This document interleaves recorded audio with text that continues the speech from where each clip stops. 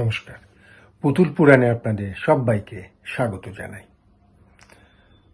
আপনারা শুনছেন প্রতিটি পর্বে বিভিন্ন ধরনের আলোচনা। আজ একটি বিশেষ তথ্যমূলক ঘটনা বলবো। আচ্ছা, মূল্যবান পাথর বলতে আপনাদের মনে অনেক পাথরের কথা ভিড় করে আসে, কিন্তু আমি যে পাথরটির কথা বলবো সেটি হলো হিরে, কোহিনূর হিরে। অবশ্যই মূল্যবান, এবং এই ডায়মন্ড বা হিরেটি একটি বিশেষত্ব আছে, সেজন্যই এটিকে অভিশপ্ত হিরে বলা হয়ে থাকে। এখন এই যে অভিশপ্ত হিরে কেন বলা হয় সেই ঘটনাই আপনাদের শোনাব। ঘটনাটি প্রায় 550 বছর আগের। কৃষ্ণা নদীর তটবর্তী অঞ্চলে এই হিরেটিকে পাওয়া যায়।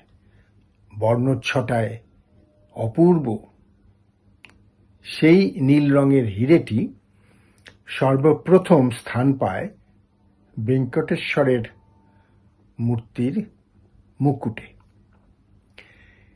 কিন্তু গোল বাঁধল যখন পুরোহিত এই নীল বর্ণচ্ছটার হিরেটিকে দেখে প্রলুব্ধ হলেন, মোহিত হলেন, এবং প্রলোভনের দ্বারা অভিভূত হয়ে লোভের বশবর্তী হয়ে তিনি সেটি চুরি করে বসলেন। এখন চুরি করে কি করবেন? চুরি করে তিনি জহুরির কাছে বিক্রি করে দিলেন।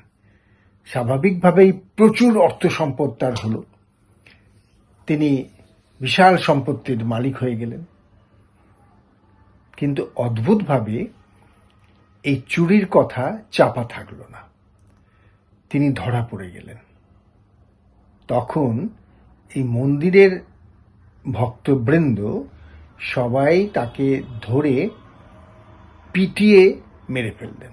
দেখুন কি সাংঘাতিক পরিণতি। তার তো মৃত্যু হলো, কিন্তু যে জহুরিকে বিক্রি করেছিলেন তার কি দশা হলো?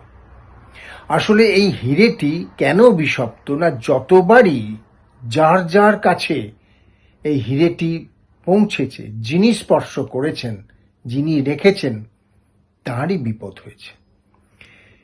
এমনকি তিনি খুন হয়েছেন, অথবা আত্মহত্যা করেছেন, কিংবা পাগল হয়ে গেছেন। এক বিচিত্র ঘটনার সাক্ষী রয়েছি আমরা। এভাবেই আমরা দেখি যে সেই জহুরিটি একটি চোরের কাছে এটি বিক্রি করে দিয়েছিল। এখন এই চোর স্বাভাবিকভাবেই সে তো তার কাছে রেখে দেবে না। সে করল কি, এই হিরেটিকে অর্থপ্রাপ্তির আশায় সে তখন এই হিরেটি ফ্রান্সের এক চোর, যে চোর সে ফ্রান্সের চোর, সেই হিরেটিকে তিনি তৎকালীন ফ্রান্সের রাজা চতুর্দশ লুইয়ের কাছে বিক্রি করে দিলেন। তা চোরের কি দশা হলো না, চোর, তার নাম হচ্ছে বাপ্তিসে, এই চোরটি দ্বিতীয়বার ভারতবর্ষে এলেন। তা জহুরি প্রথম তো হিরেটি পেয়েছিল পুরোহিতের কাছ থেকে, পুরোহিত তো মারা গেলেন, এবার জহুরিও মারা গেলেন। কিভাবে না, একটি মোটর দুর্ঘটনায়। কিন্তু তিনি আবার যে চোরকে বিক্রি করেছিলেন, সেই চোর সেটা আবার তখনকার ফ্রান্সের তৎকালীন যে রাজা, তিনি সেই চতুর্দশ লুইকে বিক্রি করে দেন। আর সেই যখন ফিরে আসে দ্বিতীয়বার ভারতবর্ষে এবং শিকার করতে গিয়ে তার প্রাণ সংশয় হয়, তিনি মারা যান কুকুরের কামড়ে, বুনো কুকুরের কামড়ে, বোঝো ঠেলা। তাহলে হিরেটি এখন কোথায়? না, ফ্রান্সের রাজা চতুর্দশ লুইয়ের কাছে। এবার চতুর্দশ লুইয়ের নিশ্চয়ই কোনো একটা দুর্ঘটনা ঘটবে, তাই তো? অবশ্যই। অভিশপ্ত হিরে যে, তার তো দুর্ঘটনা ঘটাবারই কাজ। চতুর্দশ লুই এই হিরেটিকে নিজের কাছে সযতনে রেখে দিলেন। সবাই কিন্তু ঘটনার পরম্পরায় বুঝতে পারছেন, তবু এর প্রলোভন থেকে মুক্ত হতে পারছেন না।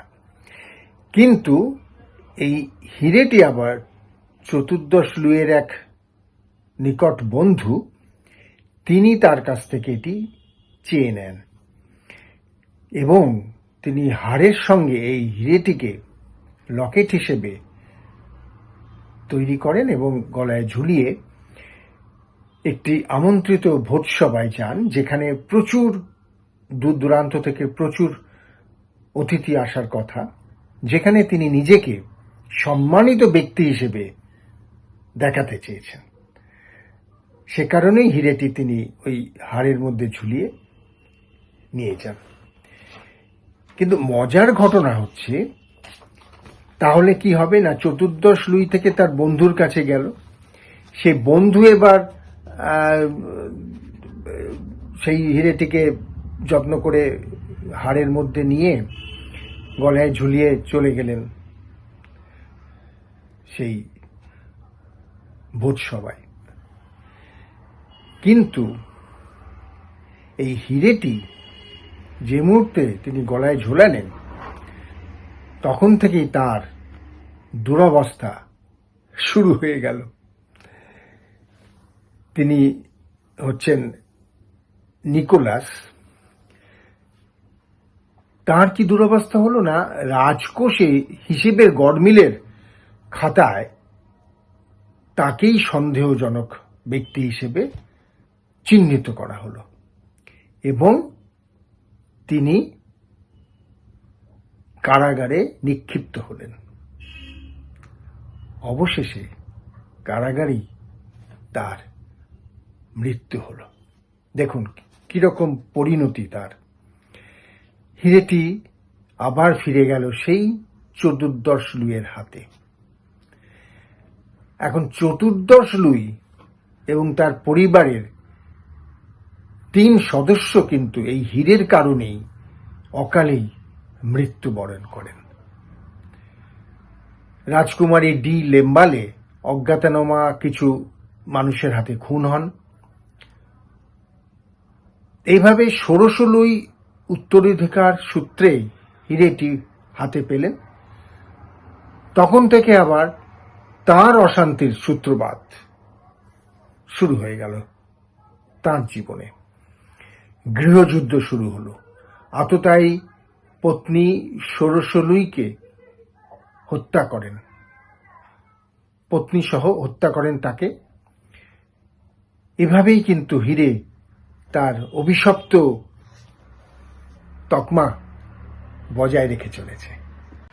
এবারে সময়টা 1792 সাল।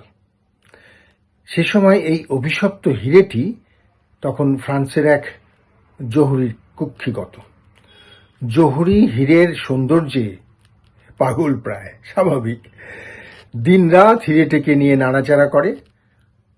এইভাবে করতে করতে সে একদিন আত্মহত্যা করে বসে।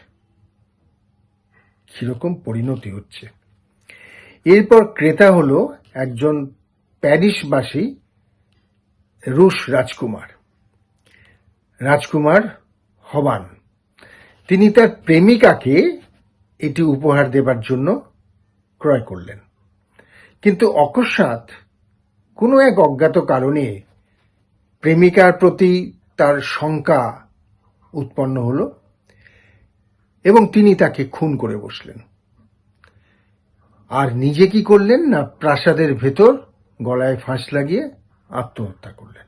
মানে নিজে তো মরলেনই, যার জন্য হিরেটি কিনলেন তার প্রেমিকা, তাকেও খুন করে বসলেন। কিরকম মারাত্মক অভিশপ্ত হিরে বুঝুন একবার।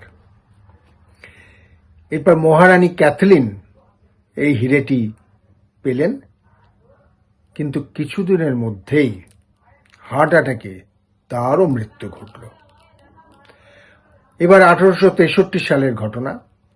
এই হিরে এবার অন্য আরেক জহুরির হাতে পড়ল। জহুরির সৎ ভাই হিরেটি একদিন চুরি করে পালালো।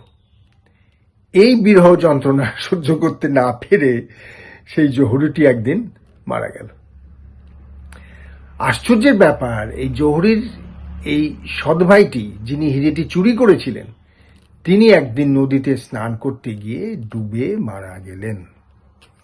তাহলে হিরে যিনি স্পর্শ করছেন, যার কাছেই পৌঁছচ্ছে, তিনি কিন্তু অকালে প্রাণ হারাচ্ছেন। এবারে 1876 সালের ঘটনা।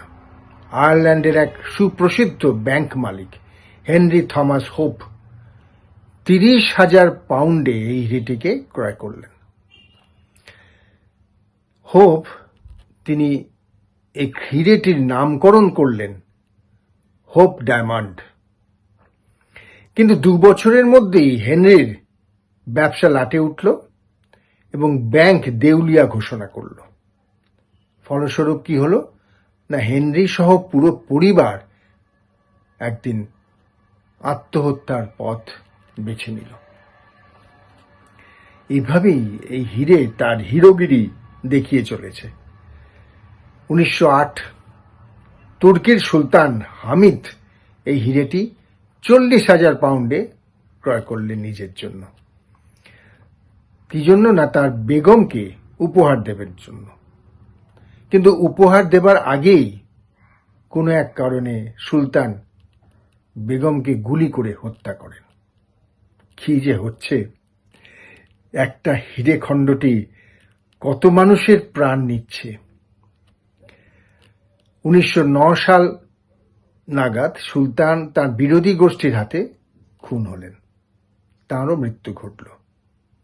এবার 1911 ম্যাকলিন নামে আমেরিকার এক ধনী ব্যবসায়ী $1,40,000 হিরেটি ক্রয় করলেন। হিরেটি হাতে আসার কিছুদিন পর ম্যাকলিনের জোয়ান ছেলে মোটর চাপা পড়ে মারা গেল এবং সেই সঙ্গে তার ব্যবসায়ের মন্দাবস্থা শুরু হলো। ম্যাকলিনকে প্রচণ্ডভাবে আহত করল। তিনিও ভীষণভাবে ভেঙে পড়লেন এবং আত্মহত্যা করতে বাধ্য হলেন। শেষ পর্যন্ত এই রক্তপিপাসু অভিশপ্ত হিরেটি ওয়াশিংটনের স্মিথসোনিয়ান সংগ্রহশালায় পাঠিয়ে দেওয়া হলো এবং আজও সেই অভিশপ্ত হিরেটি সেখানে সুন্দরভাবে সংরক্ষিত আছে। তবে সাবধান, দেখতে গেলে স্পর্শ করবেন না। কিন্তু হীরের হিরোগিরি, এই যে অভিশপ্ত তকমা, একেই বলে। কেমন লাগলো ঘটনাটি? এরকম নানান ঘটনা শুনতে হবে, এই পুতুল পুরাণ সঙ্গে রাখতে হবে। সঙ্গে থাকুন, শুনতে থাকুন পুতুল পুরাণ। নমস্কার।